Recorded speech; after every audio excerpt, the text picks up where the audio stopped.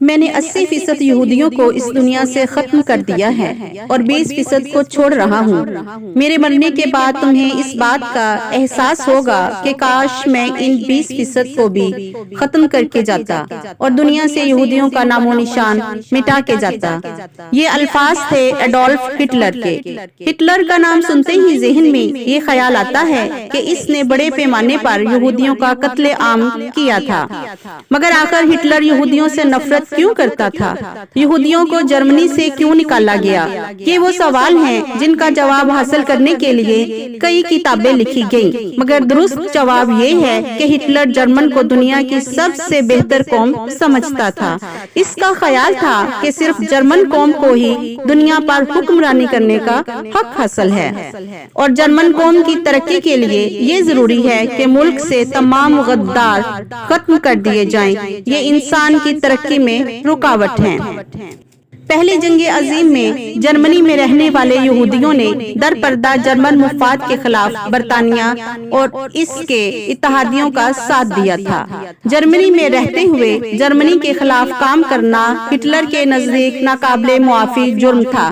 وہ ان کی پرانی تاریخ سے بھی واقف تھا کہ کیسے انہوں نے اللہ کے پیغمبروں سے بدعہدی کی، اور ایک عیسائی ہونے کے ناطے وہ اس بات سے بھی واقف تھا کہ یہودی علماء ہی تھے جنہوں نے حضرت عیسیٰ علیہ السلام کو پھانسی دلوانے میں کلیدی کردار ادا کیا تھا۔ اس لیے وہ انہیں ایک لعنت زدہ نسل سمجھتا تھا اور دنیا کو یہودیوں سے پاک کر دینا چاہتا تھا۔ یہودی عیسائیوں کی طرح حضرت عیسیٰ علیہ السلام کو خدا کا بیٹا نہیں مانتے، اور کئی عیسائی حضرت عیسیٰ علیہ السلام کی خدائیت کو نہ ماننے کے اس انکار کو بھی تکبر کی نشانی سمجھتے تھے۔ کئی صدیوں تک عیسائیوں کے چرچ نے انہیں یہ سکھایا کہ حضرت عیسیٰ علیہ السلام کی موت یہودیوں کی وجہ سے ہوئی، جبکہ آج کے مورخین اور چرچ یہ سکھاتے ہیں کہ حضرت عیسیٰ علیہ السلام کو روم کی حکومت نے اس وجہ سے شہید کیا تھا کہ روم کے افسران انہیں اپنے سیاسی اقدار کے لیے ایک سیاسی خطرہ سمجھتے تھے۔ مذہبی تصادم کے ساتھ معاشی تصادم بھی شامل تھے۔ حکمرانوں نے یہودیوں پر پابندیاں لگا دی اور مخصوص ملازمتیں کرنے اور زمین کی ملکیت حاصل کرنے پر بھی پابندیاں لگا دی۔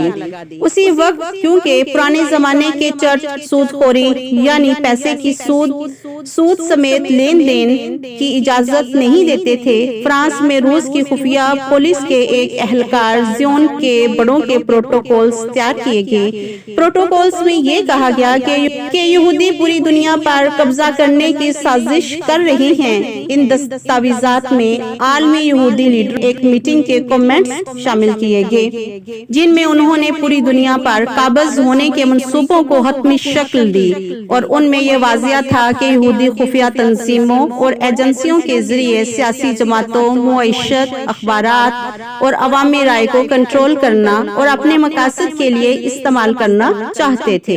پروٹوکولز کو دنیا کے مختلف ممالک میں شائع کیا گیا، جن میں ریاستہائے متحدہ امریکہ بھی شامل تھا۔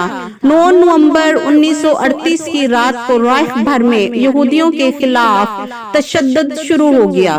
بظاہر یہ کسی منصوبے کے تحت نہیں ہوا تھا، بلکہ یہ ایک یہودی کے ہاتھوں پیرس میں ایک جرمن افسر کے قتل پر جرمنوں کے غصے کا نتیجہ تھا۔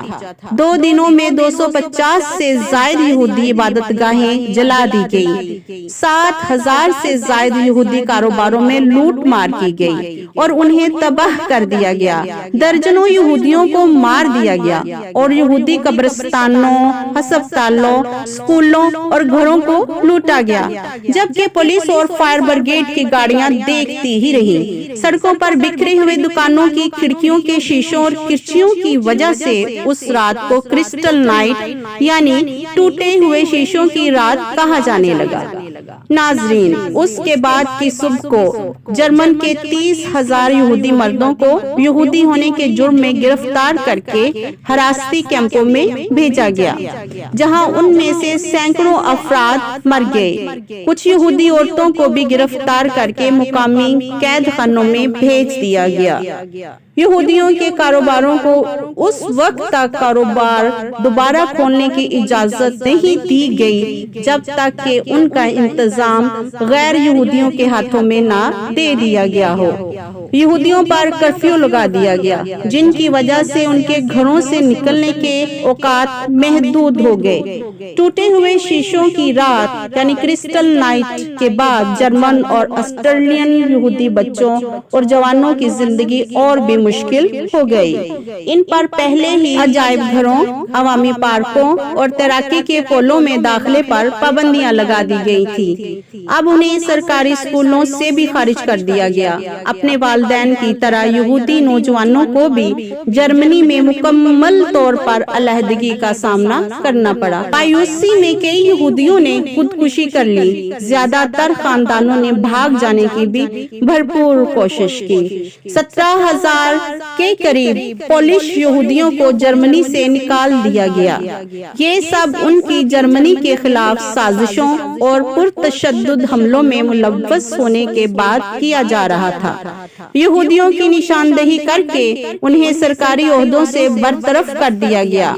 ایڈولف ہٹلر کے چانسلر بننے کے 2 مہینے بعد اپریل 1933 میں منظور کیے جانے والے قوانین میں ایک آرین پیراگراف شامل تھا، جس میں سماج کے مختلف شعبوں سے یہودیوں کو نکال پھینکنے کا انتظام کیا گیا تھا۔ حکومت کے تمام ملازمین اپنی آرین نسل کے ثبوت میں دستاویزات پیش کرنے کی ضرورت پڑ گئی۔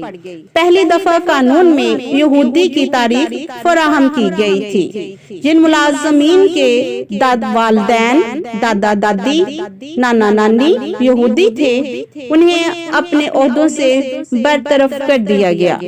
17 اگست 1938 یہودیوں کے لیے یہودی نام اپنانا لازمی قرار دے دیا گیا۔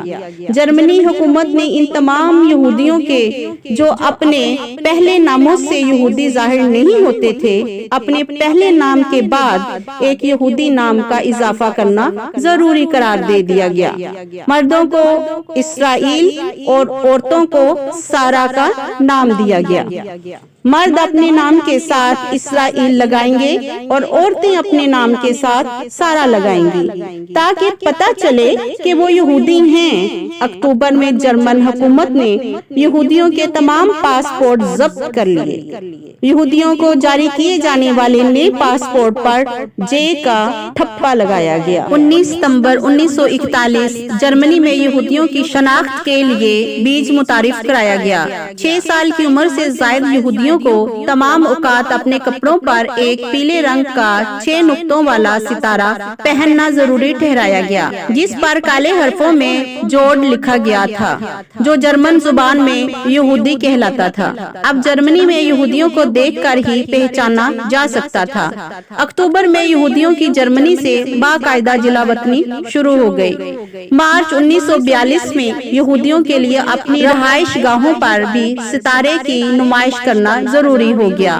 ناظرین، یہودیوں کی یہ نسل کشی ہولوکاسٹ کہلاتی ہے۔ ہولوکاسٹ ایک لفظ ہے جس کے استعمال پر پابندی ہے۔ دنیا کے 13 ممالک ایسے ہیں جن میں اگر یہ لفظ بولتے یا استعمال کرتے ہیں یا کسی تحریر میں لکھتے ہیں تو 3 سے 10 سال کی سزا آپ کو ہو سکتی ہے۔ اگر آپ سوشل میڈیا پر یہ لفظ استعمال کرتے ہیں تو آپ کا اکاؤنٹ بلاک کر دیا جائے گا۔ یہودیوں نے اس لفظ کا بڑا ناجائز فائدہ اٹھایا، مظلوم بنے اور اس نسل کشی کا اتنا چرچا کیا کہ ساری دنیا یہاں تک کہ جرمن بھی یہودیوں سے مل کر آج تک آنسو بہاتے ہیں۔ نسل کشی جس قوم کی بھی ہو، وہاں گانا سنتے تو کسی کی موت نہیں آ جاتی۔ انسانی حقوق کی سنگین خلاف ورزیاں ہوتی ہیں۔ چیخو پکار، بچوں کے سامنے ماں باپ کا قتل اور ماں باپ کے سامنے بچوں کا قتل، بھائیوں کے سامنے بہنوں کی عصمت تری، بالکل اسی طرح جس طرح صابرا اور شکیلا کے کیمپس میں مسلمان مسلمانوں کی گئی، مگر مسلمانوں کے خون کو یہودی کیچپ زدہ مزیدار بچے کہتے ہیں، جبکہ اپنے بچوں پر آنسو بہاتے ہیں۔ کہا جاتا ہے کہ جب یہودی پناہ گزین بن کر فلسطین میں بھیجے گئے تو پوری دنیا سے سفاک قاتل اور ذہنی مریض ڈھونڈ ڈھونڈ کر فلسطین بھیجے گئے۔ ان لوگوں میں انسانیت نام کی چیز نہیں تھی، خون کو جوس کہتے تھے اور انسانی گوشت کو پور کا نام دیتے تھے۔ یہ اس حد تک سفاک تھے کہ انہیں ہی اسرائیل کی فوج میں اعلیٰ افسران بنا کر بھیجا گیا۔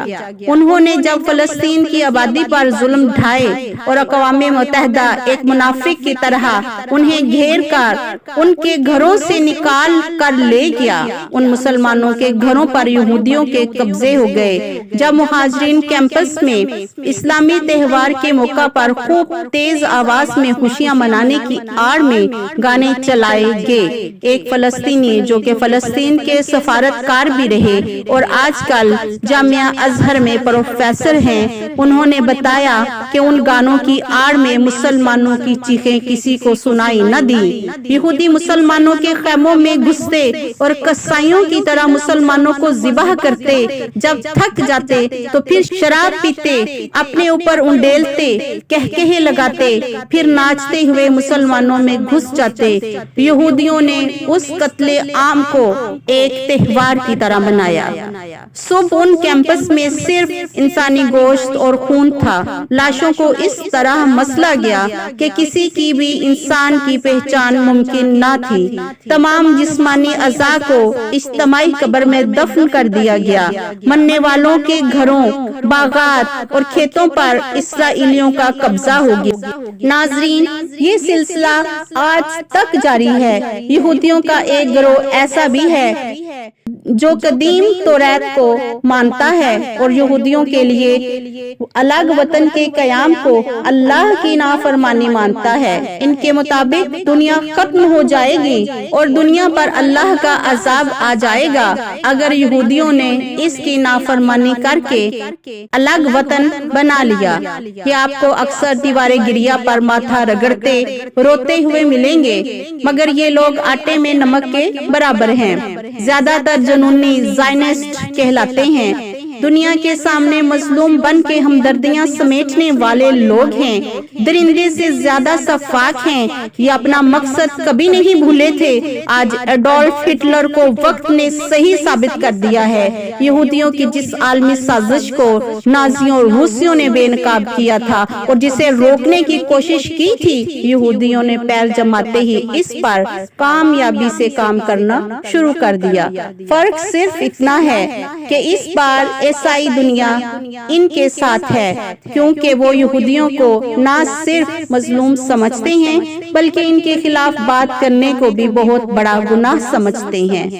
اگر آپ کو میری آج کی یہ ویڈیو اچھی لگی اور آپ مزید ایسی اور بھی ویڈیوز دیکھنا چاہتے ہیں تو جلدی سے میرے چینل کو سبسکرائب کر دیں۔ ملیں گے آپ سے ایک نئی ویڈیو میں، تب تک کے لیے اللہ حافظ۔